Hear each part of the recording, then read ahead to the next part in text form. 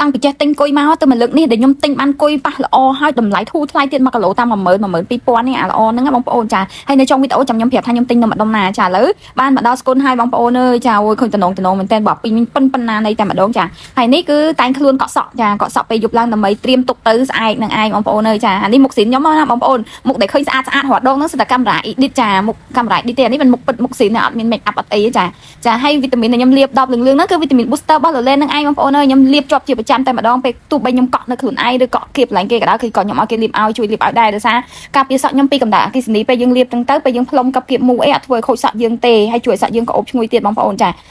ហើយឥឡូវខាងឡានគេចុះត្រឹមស្គុនអញ្ចឹងខ្ញុំក៏ចុះទិញផ្លែឈើខ្លះចាហើយផ្លែឈើដែលខ្ញុំទិញបានហ្នឹងអត់មានអីសិតតែម្ជូរចាទិញបានភ្ញៀវក្រូចឡុងចាអូទិញបានសាម៉ាវ2គីឡូដែរបងប្អូនចាហើយនៅកទួតនឹងឯងឡើងអ្នកលើឡានសើចថាអាស័យចុះទិញតែម្ជូរអសតចាសរុបទៅសរុបមកមានបានអីញ៉ាំគេមានសិតតែម្ជូរពេញលើឡានទាំងអស់ចាហើយគុយនេះវិញគឺខ្ញុំទិញ1គីឡូ12000ណាចង់ចកៅថ្មីស្រស់ហ្នឹងហើយបើសិនជាវាដាច់ម្ដងគឺ1គីឡូតែ10000ទេបងប្អូនហើយគុយហ្នឹងគឺខ្ញុំទិញនៅសៀមរាបហ្នឹងឯងបងប្អូនលើកទី1ដែលខ្ញុំទិញបានគុយតម្លៃធូរថ្លៃខ្ញុំធ្លាប់ទិញ1គីឡូ35000 35000ចុះបងប្អូនទិញ1គីឡូប៉ុន្មានដែរ